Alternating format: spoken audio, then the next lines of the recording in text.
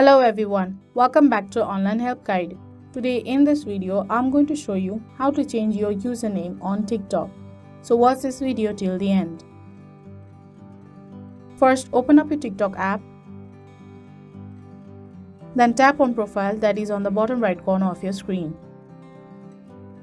Once you are on your profile, tap on Edit Profile that is beneath your username and profile picture. On the Edit Profile page, tap on Username. Now remove the existing username and change it to the one you prefer.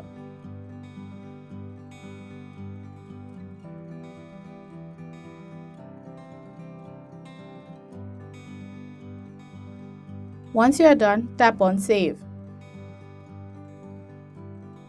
A menu will pop up, tap on Set Username. So that is how you change username on TikTok. Thank you for watching Online Help Guide. Hope this video was helpful.